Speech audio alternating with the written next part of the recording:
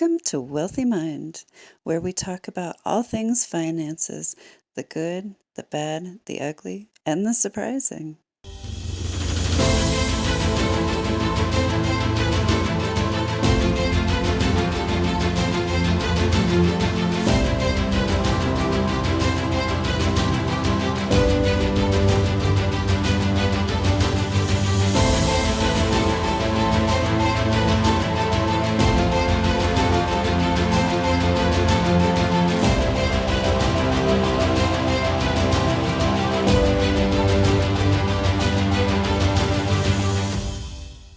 Welcome to Wealthy Mind. I am your host, Misty Rose Gold, International Success Coach. And today I have with me Shane Bauman. Hello, Shane. Hey, how are you? I'm great. How are you? Good. Excited to be on here today. I'm excited to have you. This is going to be a great conversation. Please tell my audience, what do you do? Well, I'm a financial advisor. I've been a financial advisor for 13 years. I started my own firm, Rise, which is now Rise Wealth Strategies, in January of 2019. Okay. Yeah. All right. So did you break away from a different company? Yeah, I was with several different companies. I started out very captive, which in our industry means I was selling a limited set of products with a limited set of tools. And I didn't like that. I wanted to have a more comprehensive set of tools for people. I wanted to be able to be as product agnostic as possible. And so I started Okay. Rise with the whole intent of being able to do that. That's wonderful. So what is your mission with your clients? Our mission is wealth strategies to live beyond money. And so what I mean by that is we want to use all the strategies, all the resources that are available to help people live a calling, to live the life, their best life, and to take that stressor of money and really put it in its proper context as a tool and nothing more, nothing less. Our niche really is organizing and simplifying wealth. So I found that in our industry wants to complicate things. Some advisors want to be really smart and make their clients feel dumb. That's not how we roll. We want to make it easy as possible, help people get organized and simplify the decisions around their wealth. Okay. Now you said something that intrigued me. Okay. Somebody's calling. So you're helping people fulfill their calling. Is that correct? That's the goal, because I think that when people feel like they're captive to something like money, it's hard to live out a calling. They feel like they're slaves to something. And my intent is to set people free so that they don't feel that way anymore. I love that. It's an amazing mission for a financial advisor. Well, thanks. It's the first time I've heard one say that, hey, I'm helping people fulfill their calling. That's the goal. I mean, just right sizing that relationship with money and that not being a god over their life, because in a lot of cases, I think that it has become a god in the lives of people is money. And it's not a good god, in my opinion. So, yeah, well, having a calling is something far different from just working a W-2 job or, whatever the case is. Even if your calling falls in alignment with a W-2 job, there's so much more to it. So if somebody has a calling and they want to have more financial freedom or a better understanding of their finances, then they can reach out to you, correct? yeah, absolutely. Okay, awesome. That's wonderful. So we talked about you coming on the show and talking about ditching shame around money. That is such a juicy topic. Yeah. Where do you want me to Wanna, start? well, how did you come in touch with this specific topic? I would say over the course of several conversations over the course of more than a decade. I mean, I don't know how many conversations I've had over that time period, probably thousands. And there's almost always this feeling of shame where people come to this place where they feel like they should have made a better decision, or they should be better organized, or they should have put money into their 401k or whatever it is. And anytime I hear that language, there's shame behind it. They feel ashamed of where they're at. And in fact, I think the reason why a lot of people are hesitant to have conversations around money is there's an element of shame. They don't want people to see what they're embarrassed about. And the reality is everything I've seen, it's almost always common. Like there's such a large percentage of the population, whether they're just starting out and they're struggling financially, or they're very wealthy, have a high net worth. There's often this underlying kind of message or idea of shame behind attached to money. And so I want to dispel that as much as possible and say, look, there's no judgment.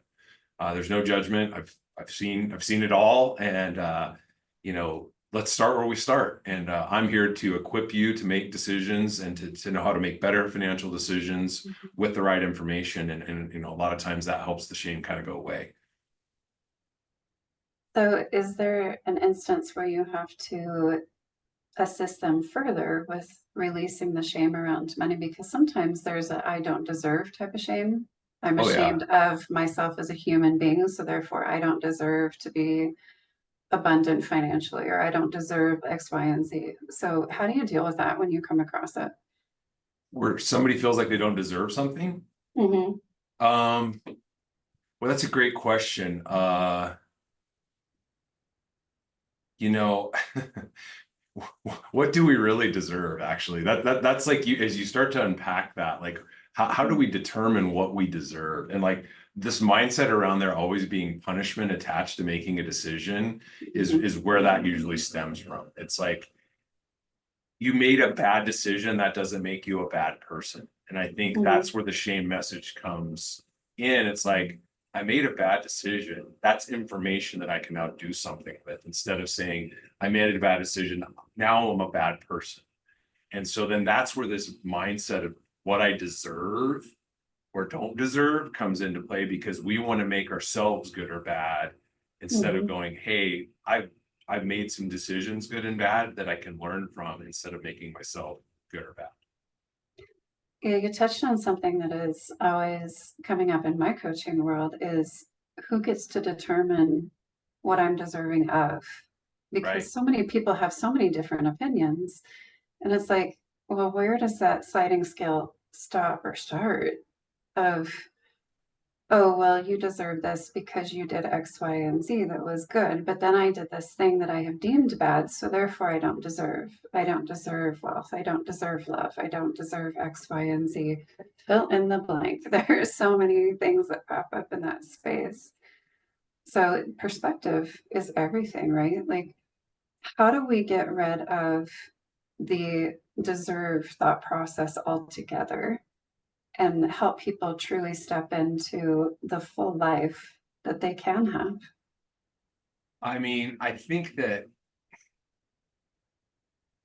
we have to put down the hammer. I think we're so I'll speak for myself. I need to put down the hammer. I have a tendency to go to the absolutely catastrophic scenario in my head, like this terrible thing is going to happen because I did X, Y, and Z, instead of going, well, wait a minute, let me try and think positively about that. I you know, if I'm to anchor myself to my faith, and it's hard for me not to go there, but like if I'm to anchor myself to my faith and I'm created in the image of God, why would I deserve terrible things? That doesn't make any sense. To me, that's a message that's destructive. It doesn't move things forward in a meaningful way. It doesn't equip me to show up better for people that I love. And so those are the things that I have to take into consideration and go, okay, like why am I telling myself that these terrible things are going to happen, or that I deserve bad things, when I should be replacing that with positive thoughts that actually bring light into situations, bring light into others. If I'm always down on myself and negative, nobody deserves that, in my opinion. Like that's not the way it should be. Like we should be looking for ways to have a better opinion of ourselves and be able to bring positivity and light into the world because of what we're telling ourselves, which we should be telling ourselves good things instead of bad things. I don't know if that answers your Yeah, question, but that's kind of where my mind goes with it. yeah, it does answer my question. And you touched on something of anchoring yourself to your faith, where I can spread that out in a broader spectrum to, regardless of your beliefs, spiritual, religious, doesn't matter. You can anchor yourself to love. Mm-hmm. And that's where it starts, is the self-love. And I know Mhm. people don't like that term a lot of times, but that's what it comes down to. Am I feeding myself full of negativity and then projecting that on the world around me? Or am Right. I feeding myself healthy thoughts and projecting that on the world around me? Well, So self-love is so important. I mean, how can you love anybody if you don't love yourself? You can't give something away that you don't have. it's Like, true. if you don't love yourself, how the heck do you give away love to anybody else? If you're not good at Mhm. doing it to yourself, how does it magically happen the other way? It doesn't. And so it does start with how we love ourselves, because then that's how we can love others. Like, we have to love ourselves well before we can love others well. Now, people can love others conditionally. That's not really love, though, in my I opinion. know, but most people, that's how they show up in the love department is it's based on if you do this, I'll love you. If you do this, I'll stop loving you. So we need to learn a better way of love, which is unconditional love. Right. And in order to unconditionally love another human being, you have to unconditionally love yourself. So, therefore, if people are not showing up in unconditional love, they're showing up in conditional love, they have conditional love for themselves. Yeah, for sure. Yeah. Agreed. So, I'm how not do going to we disagree tie, with that. right? Right. I know you and I have talked for a while, which was awesome. Uh, how do we tie that to finances? I mean, I've got some answers to that question, but I want to ask you that question so that we can Well, both play off of it. I think that people consciously or subconsciously will self-sabotage themselves because they think they deserve something. And so they will actually go out, spend more than they make, or, make decisions that that don't show that they actually love themselves because they feel like they deserve to be in a bad spot financially. And so as it relates to money, it's absolutely very, very much connected. There's a book called The Psychology of Money that's a really good book, and it talks about how our normal psychology impacts where and how we spend our money. So For sure. oftentimes it's so closely connected. Like, how we feel about ourselves will impact our relationship with money and on a lot of fronts. So there's a lot of, when I'm having conversations with people, I realize that there's an emotional component, there's a psychological component, there's a spiritual component to where people spend their money and how they spend their money. And Mhm. it's often reflective of how they feel about themselves. I found that people that have a giving heart and they give without the expectation of anything in return, it's often a good reflection of who they are. Like, you can give to a point where it's dangerous to yourself and you're giving away Right. because you're like trying to get away from the money. But I think generally, if we don't have as much of an attachment and we're willing to give it away, it just comes back. It's weird. It's like this universal principle where if we give because we see somebody in need, and you actually get something out of giving. It's crazy. Like, I Mhm. know a lot of Yeah. advisors don't talk like this, but when I give money away, it is amazing to me how it does something for me. It's rewarding to Mhm. me. It's Yeah, it's it's a blessing to me as much as it may be to the person that I'm giving money away to.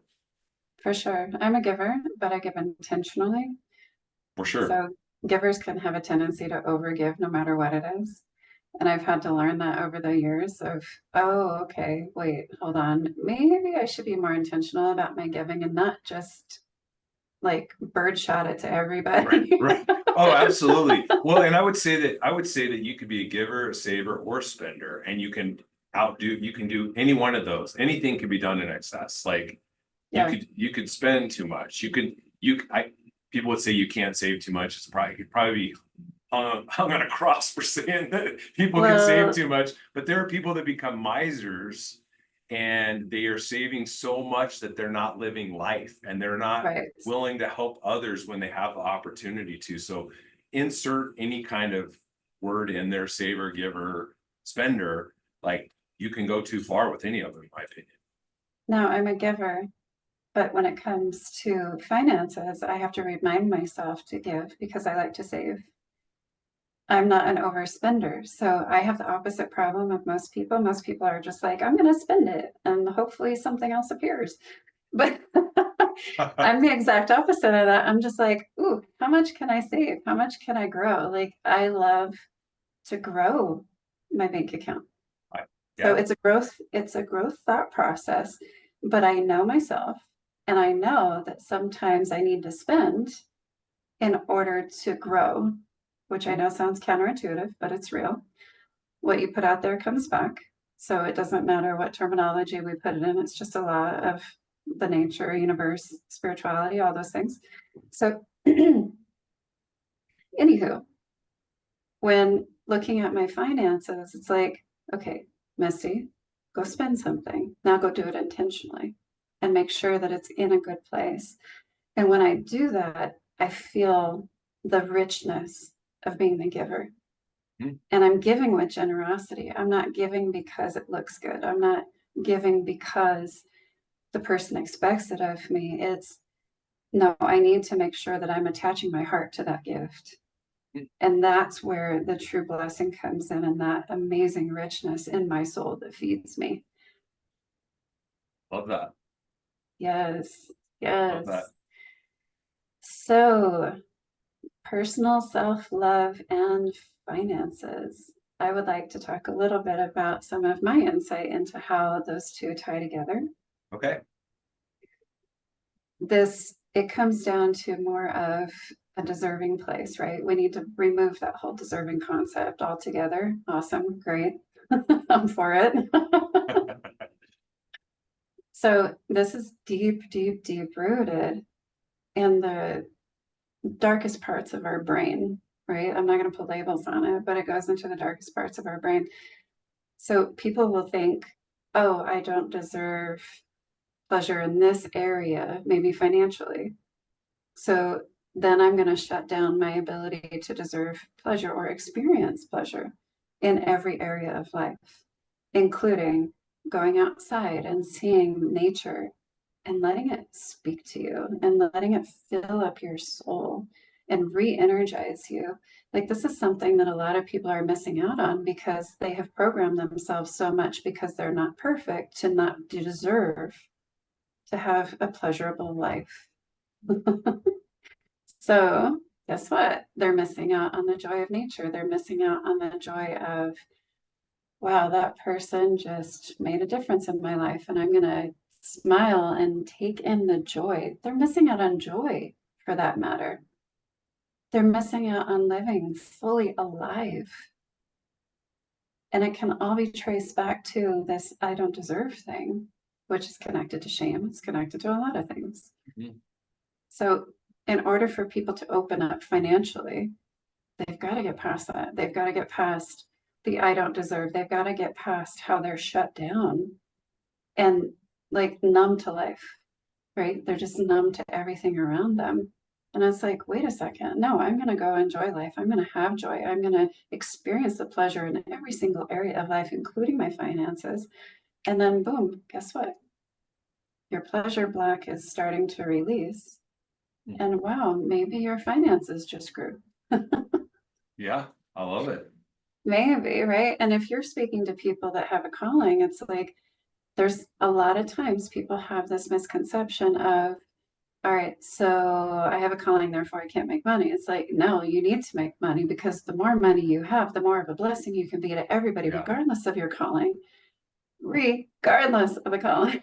Yeah, I think there's a mindset that if there's a calling, that somehow poverty has to be attached to it, and I think that's a lie.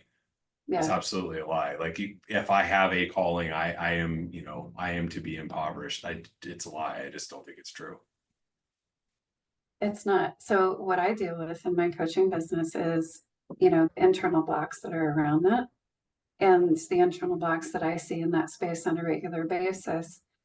Okay, I have a calling, but I need to go and be poor and do this calling. No, you don't. It's okay if there's a time where you don't have money, but essentially the more money you have, the more of a blessing you can become. Now, what that brings out is they don't trust themselves.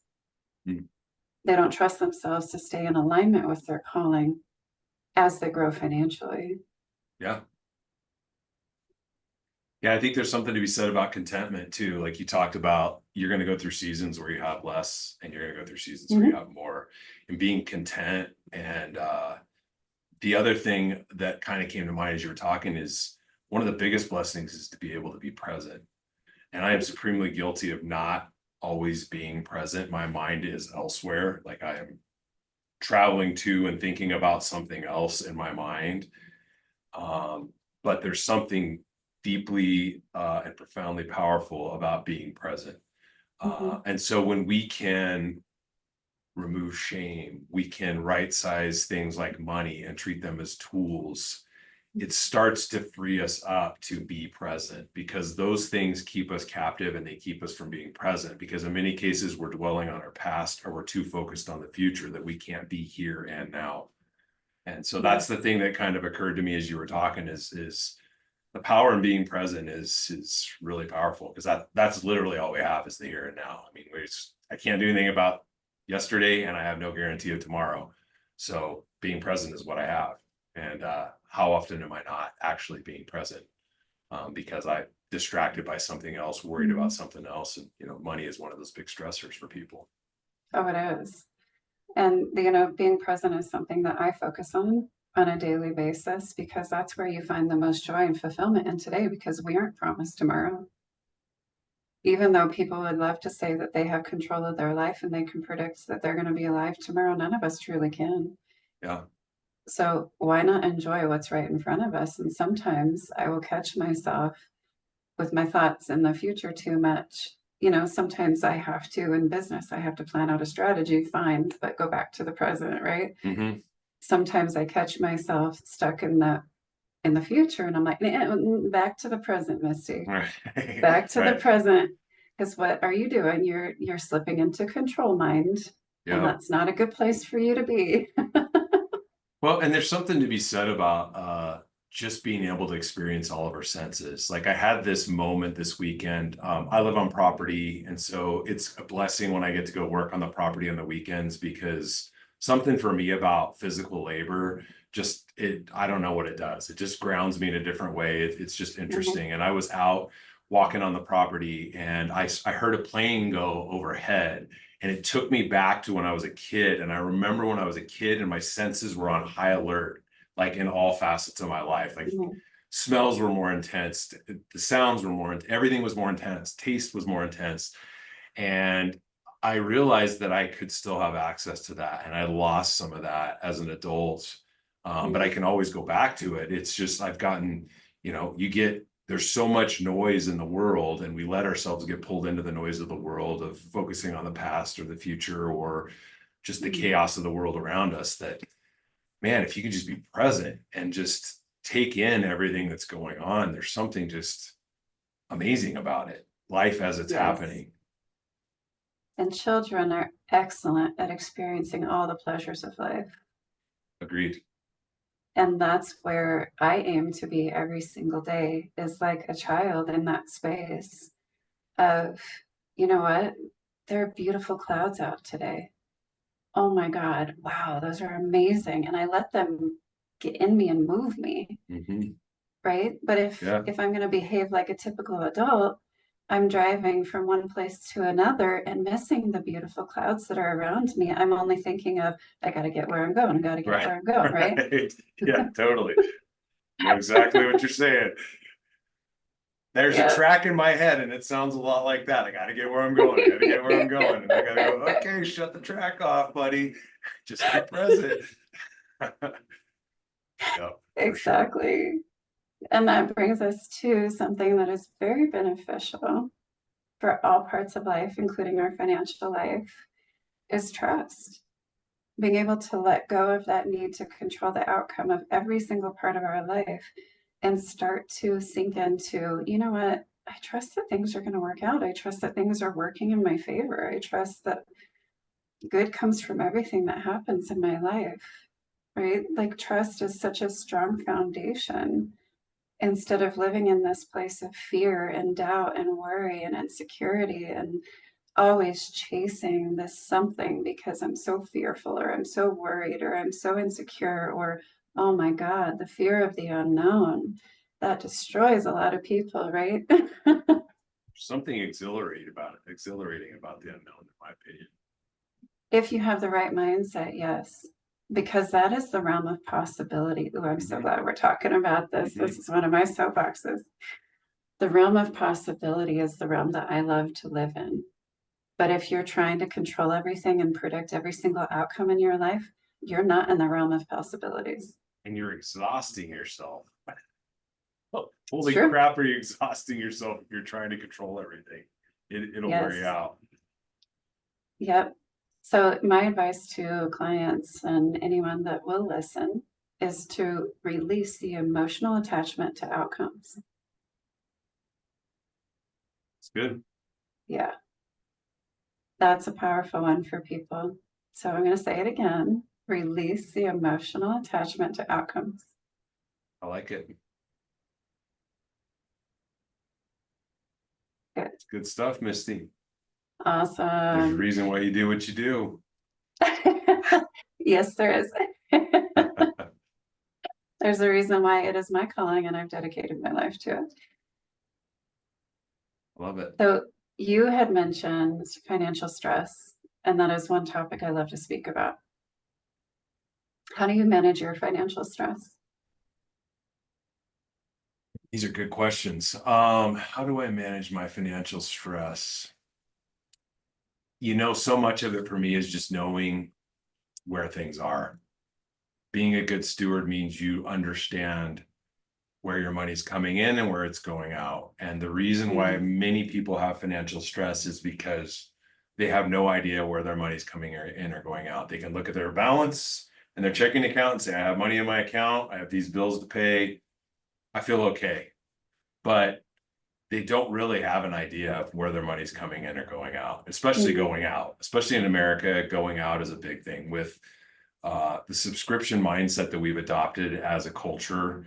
Mm-hmm. $10 here, $20 there. Like you start to add all these different subscriptions. I mean, there are literally apps out there to help you identify subscriptions that you don't know about to eliminate them.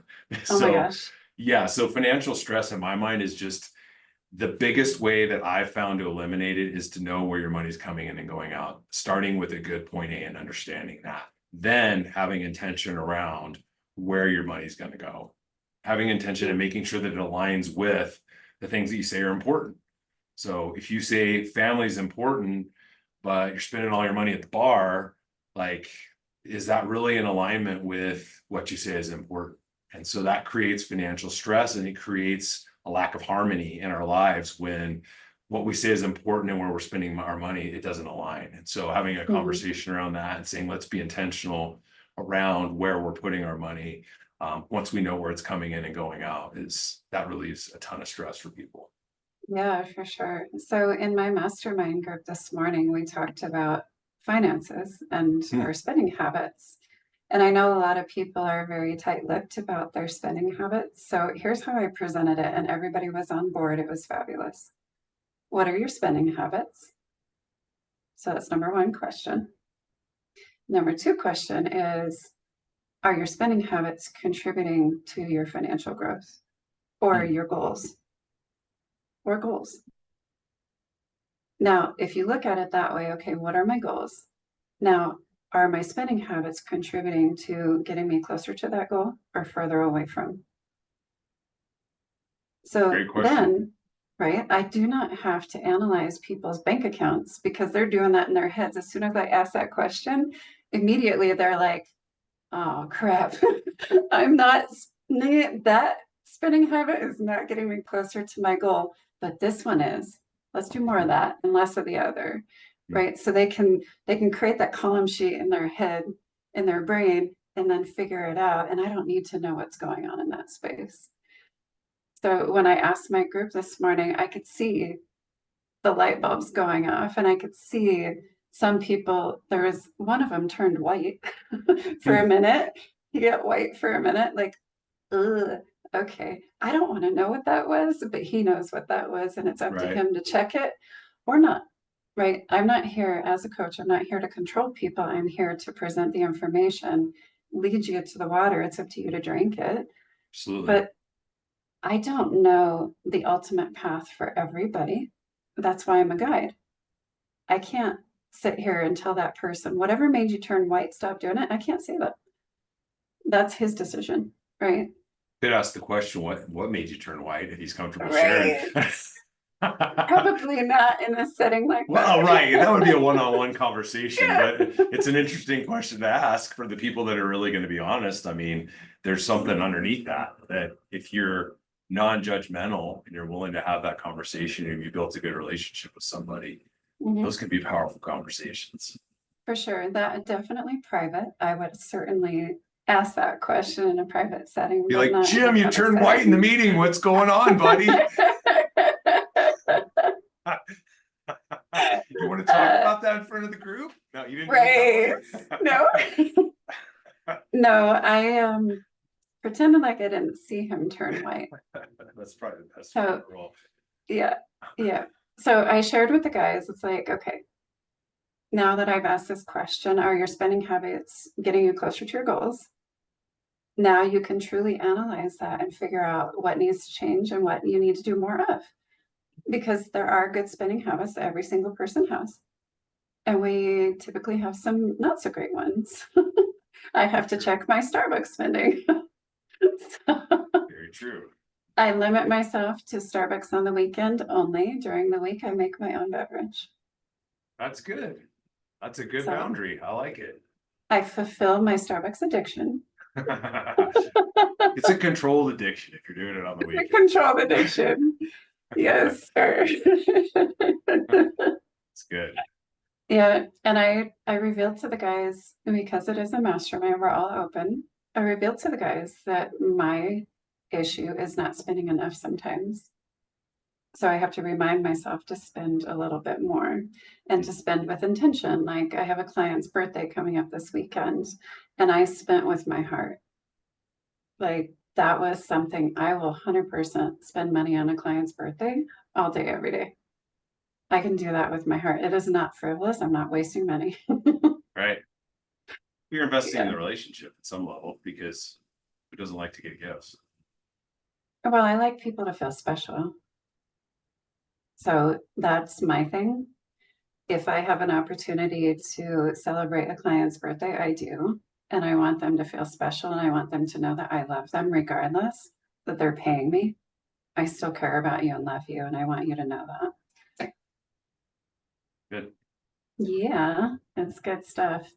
So, is there any other way that you manage your stress levels, financial or otherwise? I mentioned working on the property. Physical activity helps me manage stress in a big way. If I'm Mm. not physically active, it's not good for me. So I hear that. I have to stay physically active 4 or 5 days a week. And there's something about pushing yourself really hard. So I climbed 14ers with my daughter, Fun. and we just did one. And I admittedly was not in, my lungs were not as in as good a shape as I would have liked. I Mhm. did get sick and I hurt my foot, and it was like, oh my gosh. But I told her I'd go, and it was really freaking hard. This is the Mhm. seventh one I've done, and this one was so hard. But as hard as it was pushing myself up and then all the way back down the mountain and be intentional about being with her, um, was a huge stress reliever, because once I got to Mhm. the bottom, there's just a level of like, okay, I pushed my body to its limits in that time, and Mhm. stress kind of went away. It's weird. So like for Yes. me, the physical side, I do pray and meditate. That helps with a lot of Mhm. stress. I journal. Mhm.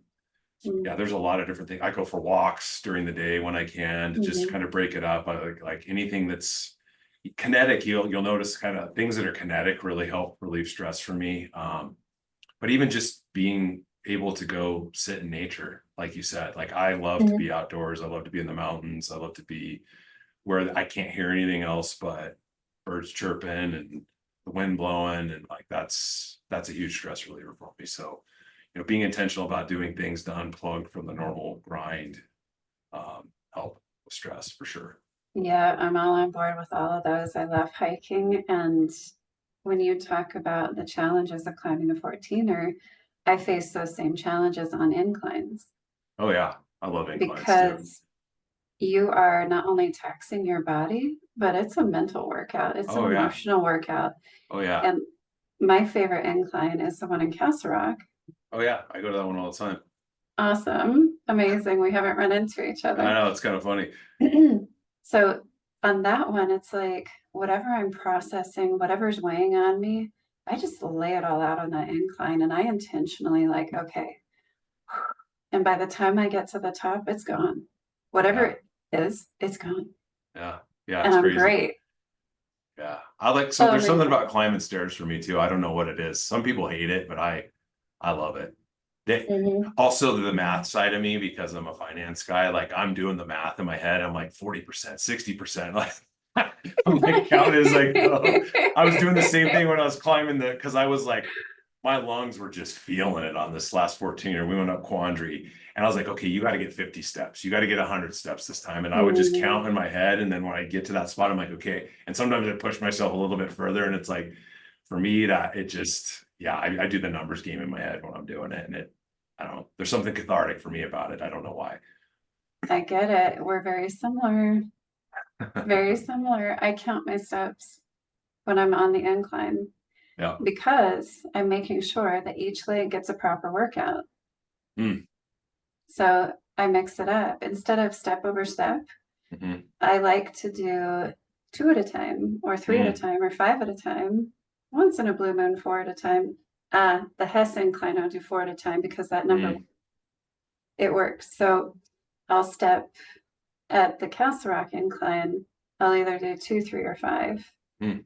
5? You're doing 5 at a time? 5 some of those are, that's a big. I know. So jump. that is when you're doing 5 steps on one leg at a time. I'm not jumping. I thought you meant you're like you're No. scaling 5 at a time, like you're just going intentionally one leg at a time. Got it. No. Got it. I was like, how the hell are you doing 5 steps at a time? No, definitely not. So it's 5 steps on one leg and then I'll switch to the other leg. Got it. And when you do it that way, it's a butt buster. It triggers different muscles. If you do step over step, it's more calves and quads. If you do multiple steps on one leg, it hits the glutes and the hamstrings more. I'll give that a shot. I don't do it that way. Yeah. So anyway, that's why I count when I'm on the steps, because I'm like, okay, which method am I using today? And then I'll just go for it. I'll have to mix it up like that. Yeah. And get a booty workout. Yeah. Definitely. So we tie all these things back to finance. Like, how do we manage our stress levels? These are excellent ways, and I subscribe to all of them. Managing our stress levels is vital to being able to manage our financial stress. Because if we're able to manage our stress levels, we have greater clarity. And I taught this to my guys this morning. If we're able to manage our stress levels, regardless of where they come from, we have greater mental clarity. If we have greater mental clarity, then we are open to ideas popping into our head of how to mitigate our financial stress and make more money.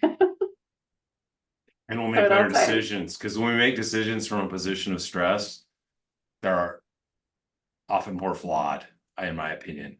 Yes. Stress or fear, those two are bad decision-making energies to be in. Yeah, calm down first before you make a decision. Yes, please.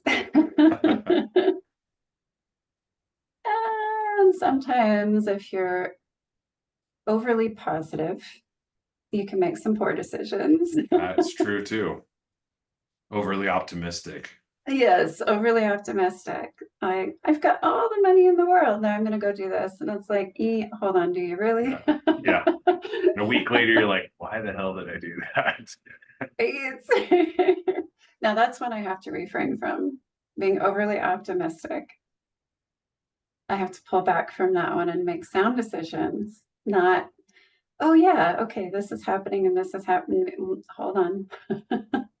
Hold on, you know better at this point in life. Yeah, for sure. Let's not do that. Yeah. Yeah, as I've gotten older, being more pragmatic has served me well. Having a dose of optimism, but being a little bit more pragmatic. I've thought on that a lot lately, actually, because I used to be overly optimistic as a younger man, and as I've gotten older, I don't want to be jaded, because you can go too far and become jaded and bitter, but being a bit more pragmatic is just better. So what I like to look at is the truth of a situation. what is the truth here? Not, am I being idealistic? Am I being over optimistic? Am I being too positive? What is the truth? And the truth is what grounds me. Sure. So it's in everything, like the truth of my finances. What is the truth of my income? What is the truth of a person? Because a lot of times, especially in romantic relationships, people will idealize the other person instead of seeking the truth. Well, it's been said, you will know the truth and the truth will set you free. And it's Oh, absolutely yes. true.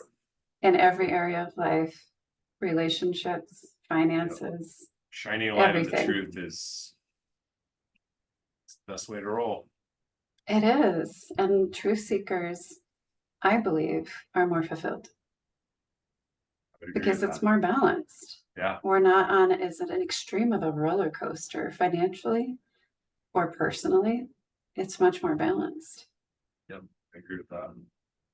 Wonderful. Well, this has been such a fun interview, like so much fun. Just as much fun as talking to you at a coffee shop for a couple of hours. Well, good. Good. Yes. Yeah, I've had fun So too. good. I'm glad. Very glad. Now, before I ask you my final question, is there anything you want to touch on that we haven't covered? I don't think so. I Okay, think we've good. hit some good topics. Awesome. So, my favorite question of all time to ask people, what do you do to keep a wealthy mind? What do I do to keep a wealthy mind? For me, it is all about giving.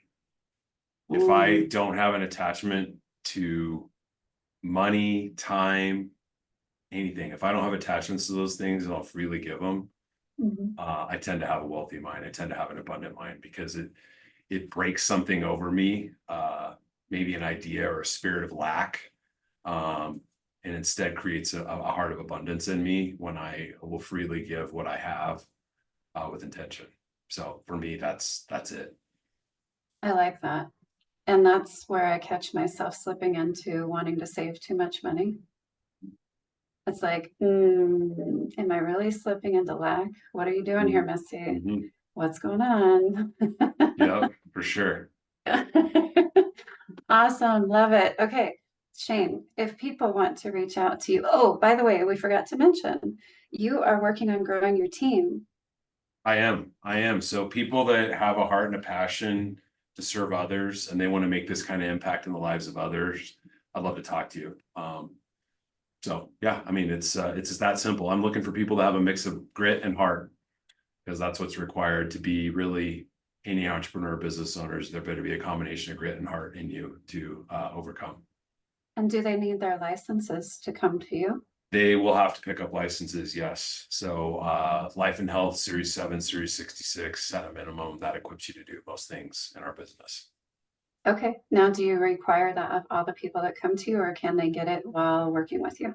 They can get it while working with me. Absolutely. It's a process. So I'm not expecting people to walk through the door with all the licenses. If they're a career changer, we'll help them create a path to get all of them, all the right licenses. Okay. Yep. All right. So you'll start with one license and move on to the next. Correct. Awesome. Wonderful. I love that. Okay. So guys or gals, if you're interested Absolutely. in being a part of Shane's team, please reach out to him. So where can people find you if they want you as their financial advisor or if they want to be on your team? So you can find me on LinkedIn. So just type in my name, Shane Bauman, last name spelled B as in boy, A-U-M-A-N. You can also find me, my website is risewealth.org.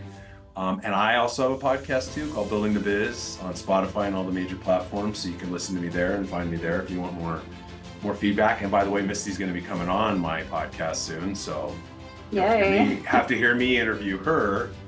She's going to talk about building an empire, which I think is pretty freaking cool. So yeah, those are the places where you can find me. My email's on the website. So those are the easiest ways to find me.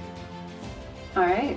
Very cool. Thank you so much for coming on Wealthy Minds, and thank you for sharing your wisdom, your insight, and just your personal flair in the financial world. I love it. Yeah, thank you. It's been a pleasure being on here. Awesome. Well, maybe we will see you again in the future. Oh, you will in about a week. Sounds good. Well, until next time, I hope you have a wonderful week, and we'll see you soon. All right. Thanks, Misty.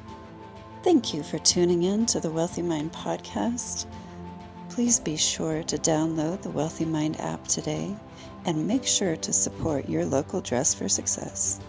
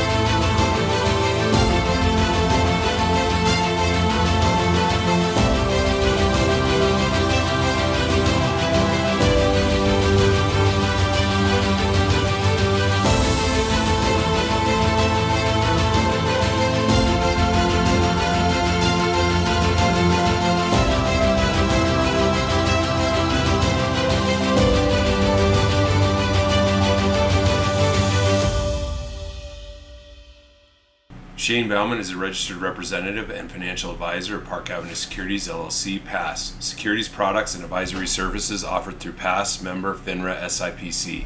Financial representative of the Guardian Life Insurance Company of America, Guardian, New York, New York. PASS is a wholly owned subsidiary of Guardian. Rise is not an affiliate or subsidiary of PASS or Guardian. This podcast is for informational purposes only. Guest speakers and their firms are not affiliated with or endorsed by PASS, Guardian, or Rise, and opinions stated are their own. Guardian, its subsidiaries, agents, and employees do not provide tax, legal, or accounting advice. Consult your tax, legal, or accounting professional regarding your individual situation. 2024-179-416 expires 8/26.